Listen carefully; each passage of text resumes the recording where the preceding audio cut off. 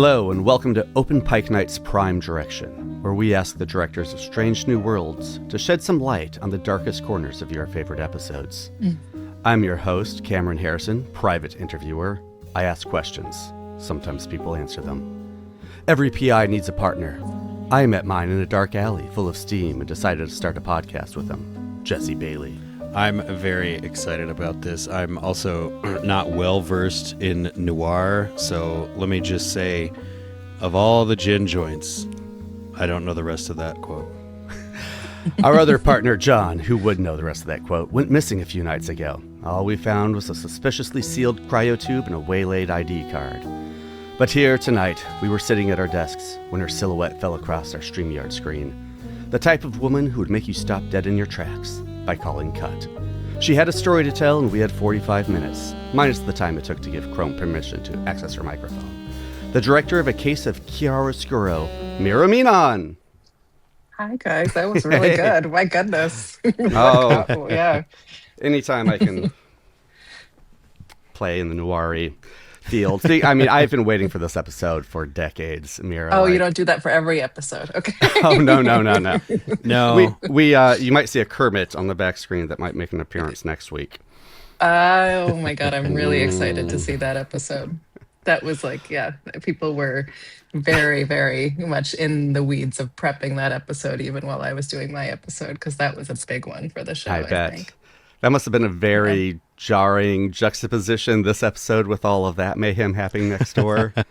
I mean, that's what's so special about this show, right? Is that every episode, and Chris Fisher is the producing director on, who's a dear friend and mentor, just is always saying that every episode on Strange New Worlds is its own movie. And I think that's really true. Well, kind of to that point, Strange New Worlds, we have found, chooses their directors very carefully and specifically. Now, checking your filmography, I saw, it spans so many genres, Meera, many of which would fit nicely into this episode. What do you think led to you landing this gig? Well, it's kind of a question for Chris and Henry in some ways, because I've worked for them a couple of times on another show that they spearheaded, The Magicians. I did a few episodes of that show, and I'm sure there's several reasons they paired me with this episode. Certainly the kind of strong female protagonist and the journey that Una goes through in terms of her own kind of stepping into her sense of unique leadership with the perspective that she has and the kind of backstory she brings into understanding what the people on this planet are going through in this episode. That probably had something to do with it, but not just being a woman. I think, just my sensibility of drama and kind of one of the words that comes to mind is that noir is a very kind of elegant genre. I think it requires subtlety and nuance and also a sense of restraint almost. And I think those are some things that maybe I bring to the table. But, these are just conjecture. It's really a question for those guys. I'm really just grateful I got to do it because I know it's going to be a special one. Absolutely. And I mean, their track record for picking directors is very impressive, and I think we can safely say their streak is unbroken. How familiar were you with Star Trek in general when you were hired, and did you have to do a little bit of homework after you were? I definitely did some homework. Yeah, I mean, I was an enthusiastic but casual fan. When the most recent kind of relationship I had with it was my daughter had been born my first child had been born just a few years earlier, and during my kind of maternity leave of just being at home and nesting, Star Trek Next Generation was definitely our comfort watch and my nighttime feeding watch, and just the watch that I kept very close to me as a source of just reminding myself that there is, a lot to be hopeful about. I think there's a kind of core hope that the, various iterations of the show always kind of harness their storylines on. And I think that that's one of those things that's getting harder and harder to find in the world, and definitely even on TV. And I think that's what this iteration of the show does so well, is there's such a joy in it, and there's such a kind of core hope, that kind of it harnesses at its premise. And yeah, so I think as someone who's kind of, as we all do, struggles to kind of hold on to that in this world. It's definitely a North Star. But yeah, absolutely. I mean, I had to do more of a deep dive, more kind of educate myself on more recent Star Treks. This one and Discovery, and Glenn, the DP who shot this episode, who I really think is the hero of the episode's execution. If it's like succeeding on levels that the fans really appreciate, I think he's the one to really look to say like why it does. And he shot a bunch of Discovery, so I like educated myself on the way these guys have been approaching this kind of version of Star Trek as soon as I got the job, for sure. Well, let's jump to Glenn a little bit, because the writers did say this was like a passion project of his, and I can certainly understand and see why. What was it like working with him on achieving this very specific style? Well, I think he was just so excited about it that it was just, we all just kind of, I think, piggybacked off of his enthusiasm to, because I think it's such a gift for any filmmaker, but for a cinematographer, it's such a challenge to figure out how to, to be expressive when like an entire layer of your canvas is removed. When the color, when color is removed, it really presents you, I think, with like a new set of challenges of how to make a shot and an image dynamic and interesting. So, but he was like 10 steps ahead of me by the time I joined. He'd already been thinking about this. This had been like a dream and a passion of his for a long time to shoot an episode like this. And so yeah, a lot of like my prep time with him was, watching him, really dial in what the look was, and, all the prosthetics, all the visual effects, everything that the show requires would be able to hold up to an image that was completely removed of color.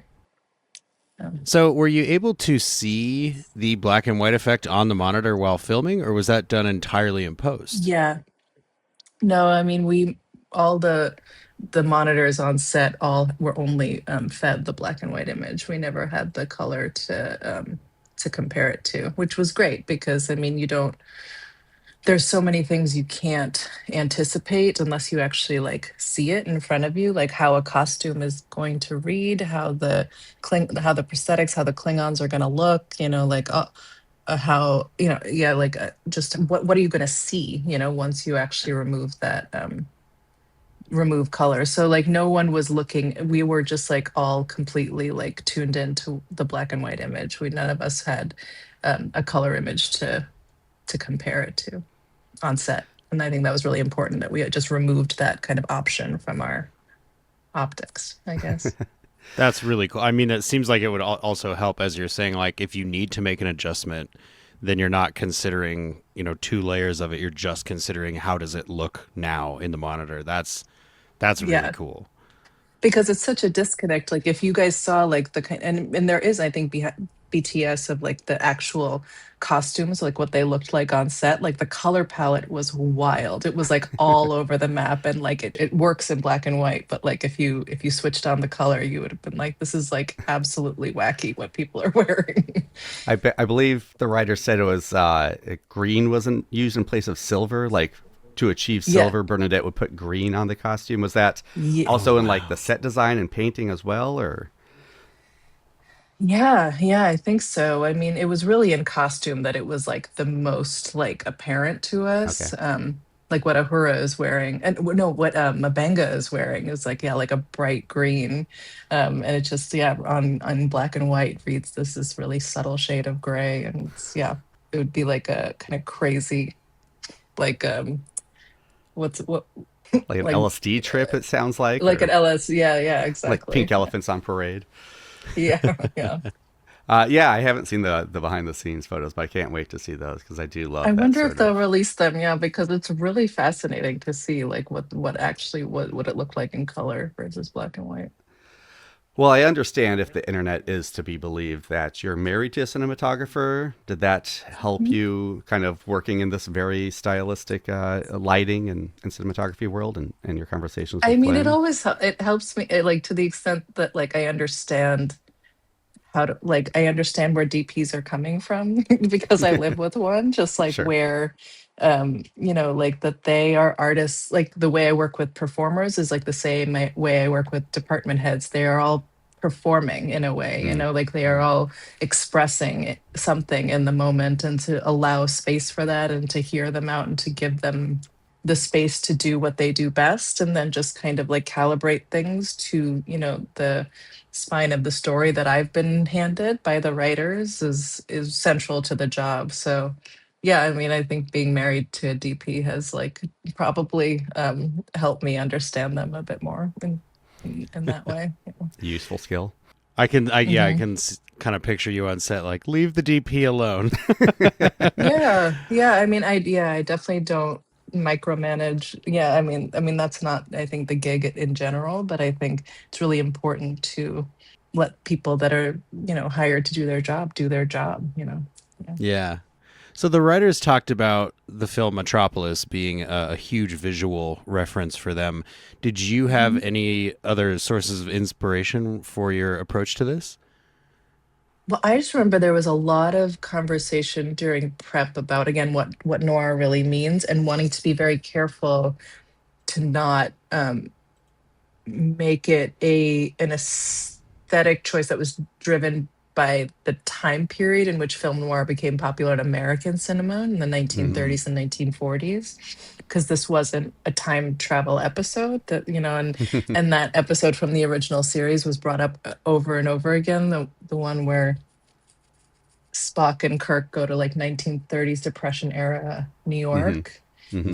and wanting to be very clear that this was not that, that this was a film noir influenced and black and white planet, but that this was very much sci-fi and in the world of the show and contemporary to the world of the show. And so we really thought about, yeah, Metropolis and science fiction, and Blade Runner really was like this kind of Hmm. cyberpunk noir was really more of the North Star we landed on as a way to talk about it and to avoid falling into the trap that the reality of this planet exists like outside of like that knowledge of Hmm. Hmm. 1940s Hmm. Right. American cinema. Was the decision to keep the scenes aboard the Enterprise in black and white kind of part of that? Like to kind of tie the modernity of the setting into the visual? Yeah, yeah, I think that was baked in when I got there. They had like gone back and forth on that, but I think it was really important to keep, like, once the kind of rules of this episode were established, to not dip in and out of that, to just be really consistent with it throughout. Because then again, like the way the episode ends, like that kind of the way that's gradually lifted like has its impact because you've been in it for the whole episode. Hmm. I completely agree with that. It really reminded me of the last shot of La Jetée when you get the blink instead of just the still image. I was like, okay, Oh, this is nice. washing over you now. Like that was it Hmm. was very impactful. So well done. Was it challenging to do those Enterprise scenes specifically? Because, I mean, down on the planet, you were able to create that to look like that noir world, but the Enterprise is Right. kind of designed to not be that, to not have shadows. Yeah, that's true. I honestly think it was just a nice welcome departure for the crew and the cast, because they just photographed those sets so many times, that Hmm. like to just do something different was welcome. Trying to think of like what sets, like I think the lab, for example, like was a set that probably was flattened a little bit by having to do it in black and white because it's so Hmm. dynamically built to be able to experience all these different like textures and lights and like different kind of things that somewhat didn't read in black and white. But I think that is, again, like that's leaning into, it was just about not going half, not doing half measures, just leaning Hmm. into it fully. I want to jump back to what you were saying about like the futuristic style, because I think one of the things I was really impressed with this episode is you get that Art Deco style fused so well with the Strange New World style, but Strange New Worlds is already a 60s style fused with a modern style. Like, was there a challenge in finding that specific aesthetic, or did it kind of come together relatively naturally? Yeah. Yeah, that's really interesting. I think that's just natural to the show. Yeah, Hmm. I think they just like it's it's just in line with the tone of what they already do so well in the show, which is like exactly that, finding that really kind of like that really well curated balance of it feeling like a throwback, but also feeling very modern. Um, Mm-hmm.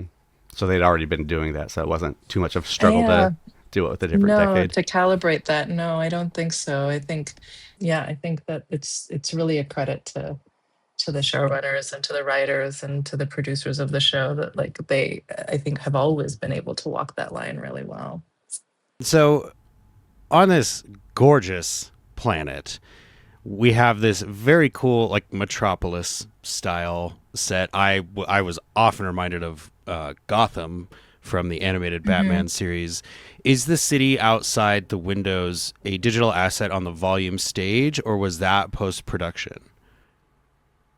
Well, so basically, the volume stage was the cafe, the cafe. Any scene that took place in the Oh, cafe, really?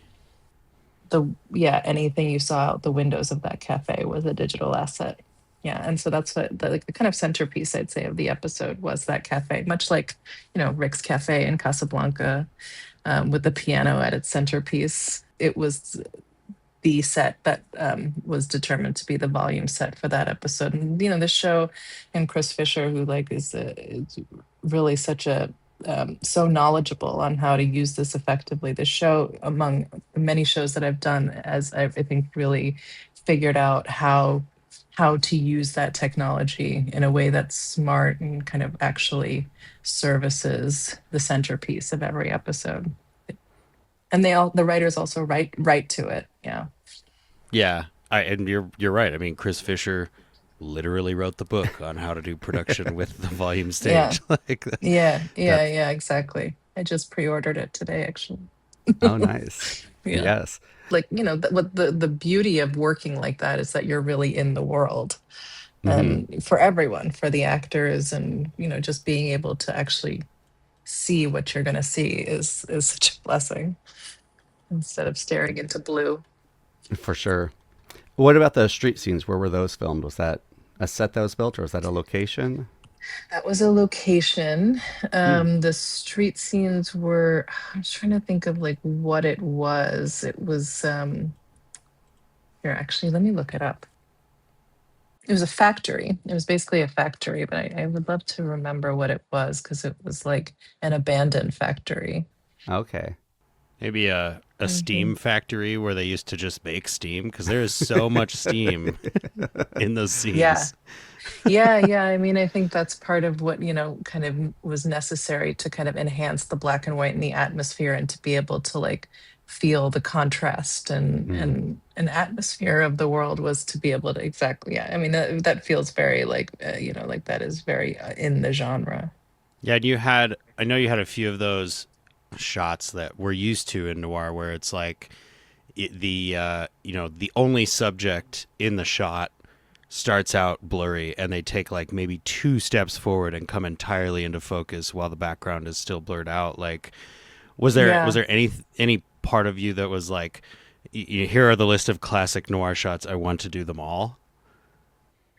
Oh, oof. I think the kind of, yeah, kind of stepping into a reveal is very third man, right? Like, but like I Hmm. feel like there's these tropes are kind of used across the board in all noirs, like, but I do feel like the elegance of like not too much camera movement, but allowing the Hmm. kind of the world to move within the frame and reveal itself through like light and shadow and the theatricality of that, I think that is all very consistent with the genre across the board. And so I think that it was generally it was about using, what feels kind of generally recognizable to the genre. And I think that kind of approach to camera movement and actor movement, the way like actors and the camera kind of are in dialogue with each other, that was really, I think, what defined those moments. Hmm. I think it's a genre that also lends itself to restriction, because you can kind of choose what you see and what you don't see in any given moment and let the things that aren't, like looking great kind of fall off and really kind of prioritize the things that are. Hmm. Kind of to that point, I mean, this is a noir that deals with some dark themes and complicated characters and shades of gray. But it's also a bit of a pastiche of noir, and we get those fun, like, dramatic turns and over-the-top performances from some people. Like, how did you balance the tone of those two things, of, like, having the fun with the genre, but also, like, staying true to those darker thematic roots? Yeah, again, I think that's in the writing and with the cast. They kind of are already there. They were already there so much, and I think the costume really like brought Mm-hmm. out like I think a kind of a sense of movement and play for all of them, for Rebecca, for Babs, and for Celia. I mean Celia in particular, like her costumes were so fabulous, and I think it just like and with the cape that she had on, she just kind of moved differently once she had that costume on, and it's such a departure it was such a departure for all of them. For Rebecca with the hat and Babs with that hat, I was just like, I feel like he was like born with that hat or something. It was just like kind of just it just like suited his kind of coolness and his character and his energy so well. So again, it's like such a credit to the writers to have chosen also those actors to be the kind of central players in disguise in this Mm-hmm. episode. Yeah, but I mean, Bernadette's like that is the thing. The costumes I think did so much of this work of like helping the actors find that tone. And then yeah, in terms of like grounding it versus those kind of like those big reveals or those twists and turns, again, a lot of that is in the writing. But for me, it's like I don't really think about anything other than playing the moment as truthfully as possible. Okay. And so I think all the other layers that are on top of it like are a tribute to like all, again, the production design, the costume, the score, and the way everything was put together, and the tone of the show.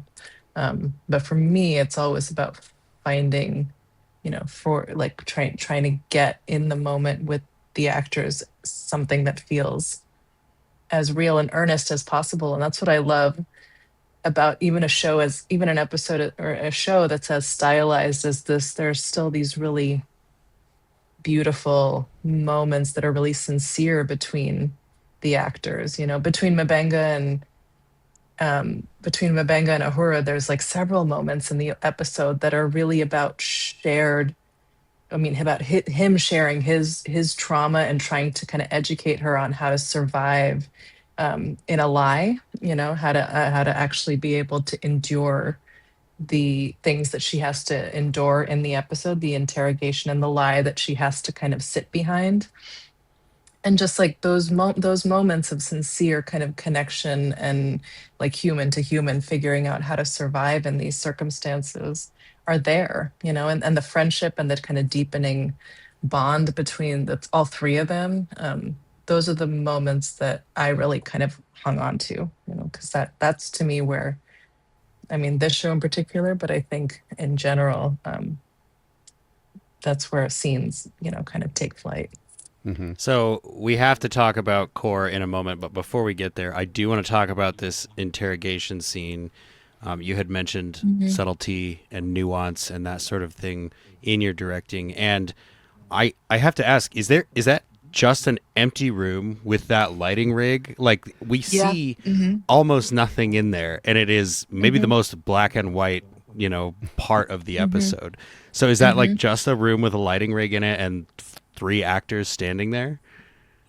Yep, that's all. It was just blacked off on all sides and just the lighting rig and some chairs and the cart with the mind scanner. Like that was all that was in there. Yeah, so it was like black box theater or something. Yeah. It was Yeah. very, it was very cool. Well, and you shot it so well. Like, I love the moment at the end when Uhura is eavesdropping in on the Klingons. You don't really know that's happening yet. You don't find that out till a later scene. But on repeated rewatches, I was noticing, like, you move the camera behind objects onto Core, so it's not Uhura's point of view, but it's almost she's listening in, so visually we, the audience, are kind of obscured from him. It was Right. really nicely done. I Yeah. also noticed with the mind scanner, the writers told us it came from a comic book. So I was just editing their episode, and I was looking up a still image from the comic book, and I noticed the shot in the comic of the mind scanner is very similar to the shot you use when we come into the interrogation room. Was that Did you intentionally pull that, or Oh, was that a really? coincidence? Yeah, that's a coincidence. Oh, Yeah, I don't nice. think we intentionally designed it that way, but because there's only so many ways to shoot that thing to make it feel like threatening. For sure. So maybe that's, yeah, where the shared kind of It was just the understanding of, yeah. the really high angle over the head shot of it. But Yeah, yeah, yeah. there's Oh, probably only so okay. many ways to bring us into that black box room. Yeah, Yeah. exactly. Yeah. And really get the sense that like yeah, that it's like a weapon, you know. Right. Yeah. Yeah, that makes sense. Now you were talking about the how the clothes influence the Hmm. performances. So maybe you've kind of already answered this, but I was wondering. I was getting like some kind of like the performances, the characters' performances were a little more noiry this episode. Were you directing them to do that, or was it more of like just all this around it making them feel that way? Yeah, no, I think it was everything around them that made them feel that Oh, way, especially when we were in the cafe set. You have like people smoking and like everyone's just like drinking and it felt like the world, you know. And yeah. again, that volume, that's why it was so smart that that was the set, that was the volume set, and that's what they designed the episode around, because it just felt very real. And yeah, I think like that coupled with the costumes and just like the way they were, and that they were sitting at the bar and they were like they always had drinks and they were just like in it. Hmm. I think that just lifted them into that sense of performance. And if anything, it was just about like making sure they didn't kind of go too far into some kind of um again cosplay of like Ah. 1940s noir with any kind of like mid-Atlantic accent, or kind of going full Catherine Hepburn or anything, you know, like, and just wanting to make sure that they didn't go, but they didn't, you know. They're all just such good actors, and that's what I really love about working in this genre in general, whenever I get a chance to work in genre period, but like science fiction and fantasy, always like you like the actors that like get drawn into that material always end up being just like top, you know, top level, top shelf kind of like really great actors, because you need great actors to ground the kind of otherworldly, you know. And Hmm. so yeah, this is another show I think that really shows us that like great actors can really make these things believable. Yeah. And I mean, yeah, talk about the guy that plays Core. Yeah, I mean, that is, I mean, like, great example of just like a Yeah. really great actor. Oh my Yeah, gosh. So he yeah, definitely, I mean, he walks into an episode full of great actors and kind of yeah. steals the show Steals it. here. The Yeah, writers had talked that said that he brought a lot of playfulness and even attraction to Una from his own experience. How is it working with him and finding his character, especially since he is a character that Star Trek fans will know? yeah, yeah. I mean, I think it was definitely like something that we felt like needed to land, but like the minute he got on set, he was one of the in the prep phase. Glenn was doing these like camera tests. He came and did the camera test because we wanted to make sure that with all the prosthetics and the makeup and the teeth and everything, that like that all of it read in black and white. And from the minute he just stepped in front of the camera for the camera test and like showed us his teeth and did a little growl, like we were like, oh my God, this guy is going to be perfect. And yeah, he just like he was just he was just really good, you know. Like that's the thing. We had the minute he started working, we were just like we had nothing to worry about. He just really we yeah. Everyone instantly sensed it that this was like going to be pretty special with him. So I do have to ask, as a big nerd, were the metallic elements of Core's outfit, were they also that green tone that you talked about, or was it like a brighter silver? Because we're used to seeing it in gold, and you've managed to Yeah. translate this bright gold into black and white. Yeah. I think it was silver. It's a good question. I mean, I what's so funny is that I spent so, you know, you spend so much time, my memories are so much behind the monitor that I'm like trying to remember what the real lived version of him was, but I think it was silver. Is it so you're on set and you're directing Rebecca and Celia and Babs and all the other great human actors, and then a troupe of, fascist Klingons walk onto stage. Do you kind of have to take a moment before you start commanding them around, or what's that like on set? No, I mean, That's the thing. When you are in the world, you're just in the world, you know?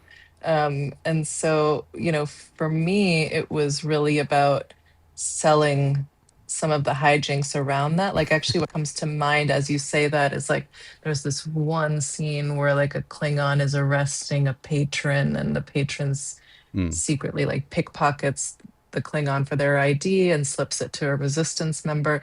And I just remember there was so much conversation about how to choreograph that kind of thing and make it look real and make it look like it's happening in a way that the Klingons wouldn't notice. And we had all these different like ideas of how to do that. And at the end of the day, it just depended on having the right background actor who was going to play the patron and the right like kind of elements, who was going to play like the server that actually got the card slipped, and like was the camera going to be able to move to like catch that action in a way that made it look like the Klingons wouldn't notice. And I mean, that's the choreography you're focusing on, you're not Hmm. like thinking about like the fact that this is an alien planet where Klingons have, taken over. And like, yeah, I think that's what's the beauty about being in it, is that you just kind of have to, you're dealing with all of those realities, and not having to convince yourself that this is like something that's like you have to pretend is happening. It is happening, and you're having to make it feel real,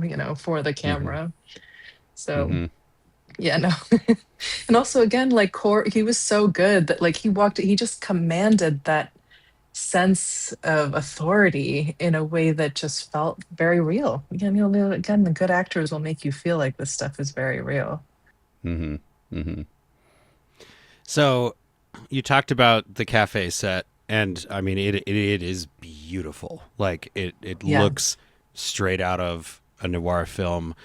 Were you do you know were you able to bring in some antique furniture, or was that all built by the production? Because some of that stuff is like Mm. incredibly specific, looking to a very specific time period.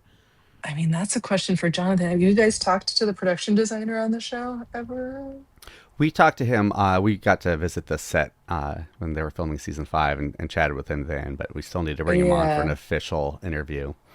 Yeah, He's because I very mean, busy. he's the one yeah, I mean, because he's brilliant. I mean, between Yes. him and Glenn, it's just like, yeah, again, it's just about letting like people do what they do brilliantly, like, like, and not getting in the way of it, especially when you direct these TV shows. It's like, you're you're called a guest director for a reason. You're a guest in someone else's house. And so, in terms of how he put all that dressing together, I mean, I'm not sure where they sourced those pieces from, but yeah, I mean, it all felt super authentic and real. I mean, they even had like they had like, and this is stuff we couldn't super focus on, but they had like playing cards and like the language of Matar like on the tables, and like games for like background actors to be playing that were like designed specifically in the language of this planet, just for this episode.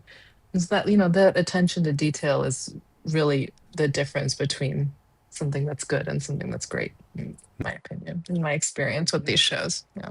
Oh, and like you're saying, it sounds like they did so much to get you to where you don't have to think about not being in the reality of the shot. Like they'll Exactly. you're talking about trusting other people to do their job, and it sounds like they were able to just set everything up and then trust you to do your job.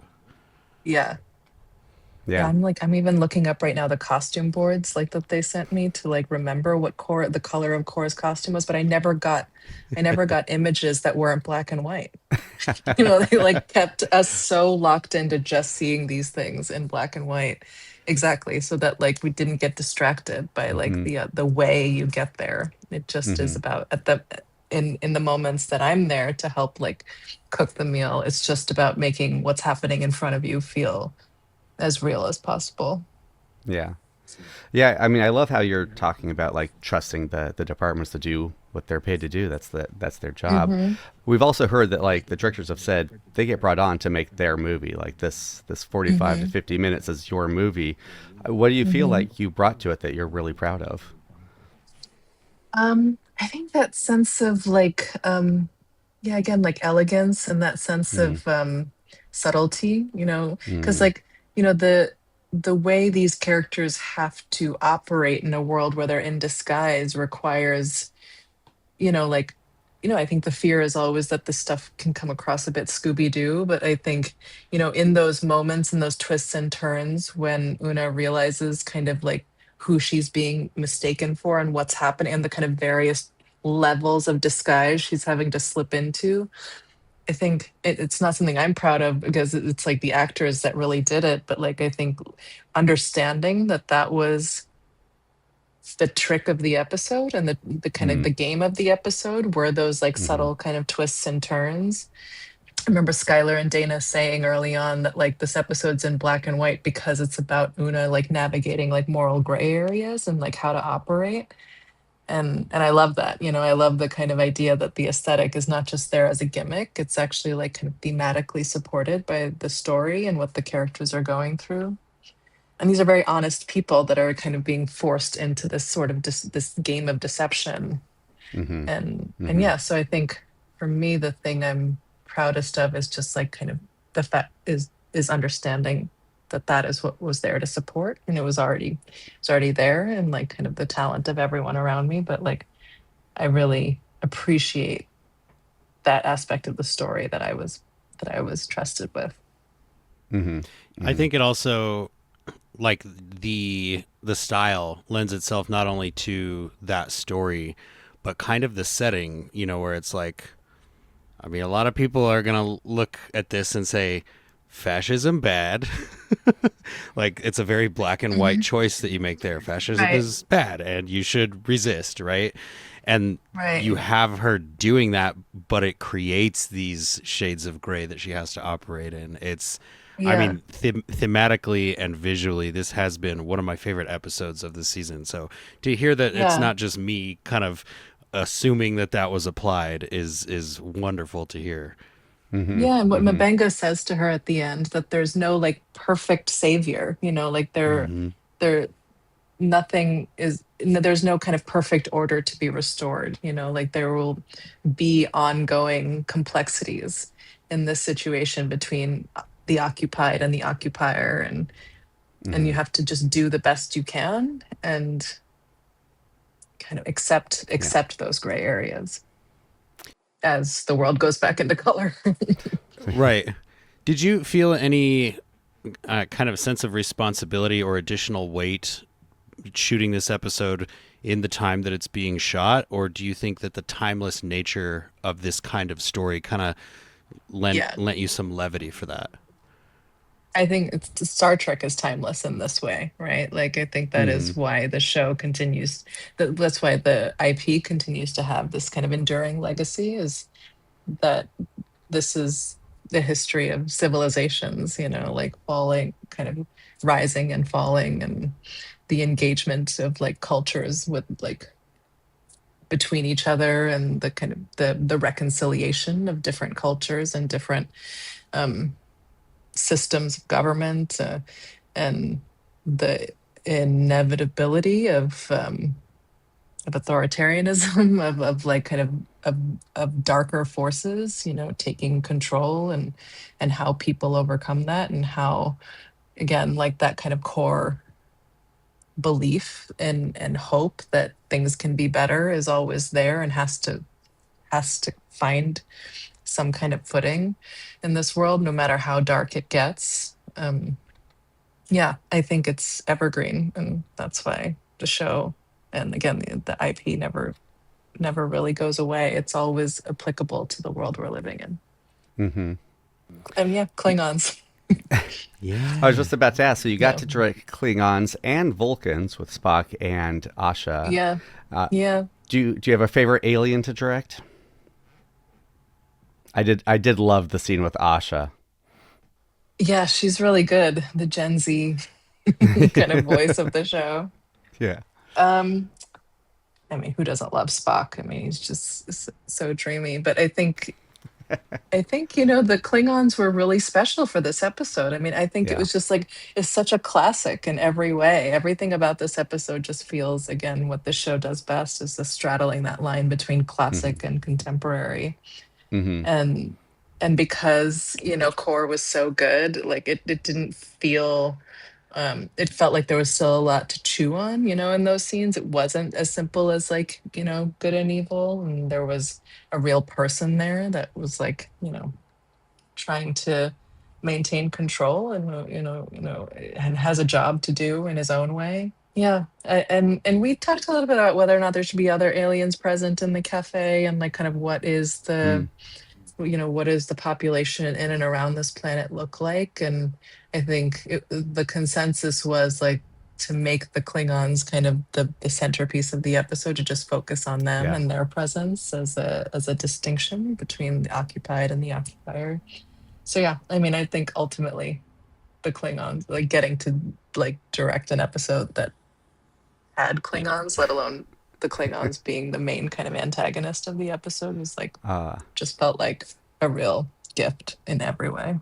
And one of the most iconic Klingons giving one of the most iconic performances of Strange New Worlds. Yeah, I mean, like you were saying, this episode kind of is Strange New Worlds in a nutshell. Like, this is the most TOS story I think we've had in Strange New Worlds, but done with this black and white noir style. Like, is the playfulness of Strange New Worlds. Maybe to that point, I don't know. I'm going to try that as a transition. Now, I am not a smoker. I hate smoking, and I fully understand why movies and TV shows have shied away from glamorizing smoking.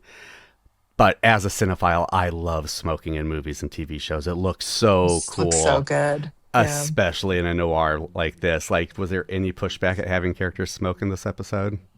I recall there being a conversation about it, but because of the context of the episode and the story of it, it was able to pass. But I mean, most shows I work on now, like, just it's absolutely not allowed anymore. Right. And unless it's like unless it's a period specific thing, if it takes place in another time, or in this case on another planet, or like is referencing another time period, as that where it's part of the aesthetic, it's just not something.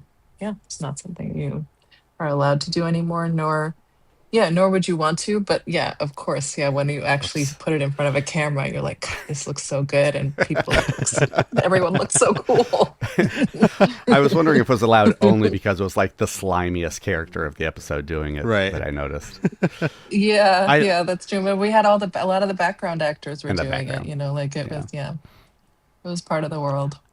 Yeah. I love that in an episode that also features like coercive interrogation, there was a conversation of like, but can we show smoking? Like, I think it's probably good that conversation was had. But I'm with Cam here. I'm glad that you all landed on, let's have some of these characters smoke. Yeah, it's just like it wouldn't be authentic, I think, to the aesthetic of the genre. And I really think film noir is more of like a set of aesthetic principles than it is like anything else, and that's kind of one of them. Absolutely. Is there anything that you shot for this episode that you were really hoping would make it to the final cut that didn't get there? So candidly, I don't know. Because I was in the middle of shooting. I was in the middle of shooting another episode when I got the link for what the final episode looks like. Gotcha. So I don't know. And honestly, not your fault. well, I mean, like, I'm also like fully candid. Like, I often don't watch the episode. I'll watch every episode around my episode, but I'm not like super precious or interested in watching my episodes sometimes, because it's like I can't just watch it as a viewer, like it's like it's hard to really enjoy. It's like it's hard to enjoy a meal you've cooked, right? Like it's a very similar feeling for me. But yeah. You're like Samuel Jackson. You don't watch your own performances. Well, and it's possible that you have more humility than others, because there have been a few things I cooked where I was like, I knocked this out of the park. Oh, really? Or I'm just very self-critical, because that's the problem. That's why I can't just watch things. I'm just like, oh, we could have done that, could have done that. So I have memories in my mind of like the things I really loved, and from like the cuts that I was like a part of, I have memories of like those sequences that I really loved. But yeah, this one I will. I just didn't get a chance to watch the screener. Yeah. Well, along those lines, then, in theory, this might be easier for you to pull from memory. Do you have a favorite shot of this episode? Do you recall as it was coming through the Yeah. monitor thinking that's the one? Well, I do love the choreography of like that of the ID card that I mentioned, like just the way we were able to figure that out. Because it's not even like we figured it out, it's just like everything lined up. Mm. When Jalem reveals himself to who he believes to be Navette, like, and that he's not the bartender, that he's actually part of the resistance.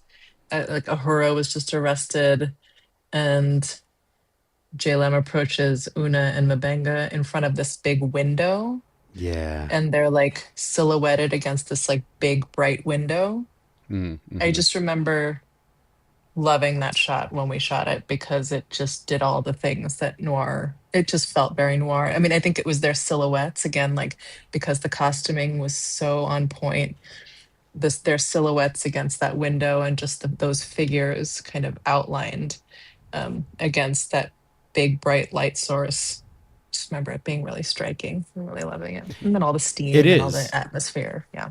Yeah, and in an Mhm. episode that, will be described as black and white, that is one of very few shots that is literally only black and white. Like there are Yeah. no Hmm. shades. It is pure silhouette. And it is gorgeous. That's an excellent pick. That I'll just tell people Hmm. that was my favorite shot the whole time too, and I lined it right up with the Hmm. director.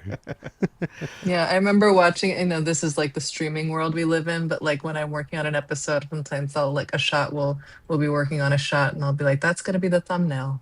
I don't know what the Mm. thumbnail on this episode is gonna be, but I was like, that'd be a good thumbnail. Do you just pure curiosity? Do they give you any input on that, or is that entirely up to someone No, else? yeah, no. Yeah, I don't even know who chooses that. Yeah, that's so down the pipeline from my experience. So I'll find out on Thursday, I guess. There you With go. all of us. Well, thank you so much for talking to us. Very excited to have you here. You've worked on many of my favorite shows, from Glow to Westworld to Ms. Marvel, and I'm very excited Yeah. to have you part of the Strange New Worlds family now too. And I only half remember those experiences as well. Well, I won't drill down on those, but I was going to ask you about your latest film is a zombie film that I believe is black and Yeah. white also, right? It sounds fascinating. I Yeah. want to check it out. Do you want to kind of give a pitch for it? Sure. Yeah. I mean, it's just very coincidentally, like, I don't think Chris or Henry or anyone knew that I had been working on that film because that was like a total side passion project. Like, when the industry kind of shut down for a year with the labor strikes and everything, I got kind of restless. And my husband and I just kind of called up a couple of our friends and shot a Night of the Living Dead throwback called Didn't Die. And kind of we rented a house in upstate New York where I am right now and made this chamber piece really about like a couple of characters figuring out how to find meaning and what family really means at the end of the world in the zombie apocalypse. And it's like a semi-improvised dramedy. Hmm. And yeah, it's called Didn't Die. It's on various VOD platforms. If people are interested in watching it. I'm sold, and that's kind of like a brilliantly simple name for a zombie film. Like, Yeah, I was like, okay, perfect. You got me. yeah. We like the title a lot too. But maybe even started with the title. We're like, here's a title. Let's rent a house, and we'll figure everything else out. This podcast started with the title too. Yep. Yeah, there you go. It's a really clever title. Yeah. Thank you. Oh, thank you. Yeah, as soon as we had that, we're like, well, now we have to do it. Yeah, exactly. That's kind of how we made that movie too. Yeah. Yeah. Sometimes you just, whatever it takes to get you making something, right? Well, Meera, thank you so much for joining us for Prime Direction. This has been wonderful and insightful. And I have to say, just on behalf of all the people that I already know that love this episode and the people that are going to get to love this episode, thank you so much for your work on it. It is gorgeous. Man, it was just it's just a privilege when you get to hop on board with like a bunch of talented artists like the people that work on this show. So thank you guys for platforming it and giving me a little time to talk about it. I mean, it's been nice to think about it. Again, it's been a while since we shot it, so just remembering how special it was to get to be a part of it is important because these things kind of come and go pretty fast in your life, and it's rare that you get to work on something that like an episode in particular. I've worked on cool shows, but to know that the particular episode that I did is gonna have the impact and be loved, I think the way this one will be is like an absolute gift. I'm really lucky. Mm-hmm.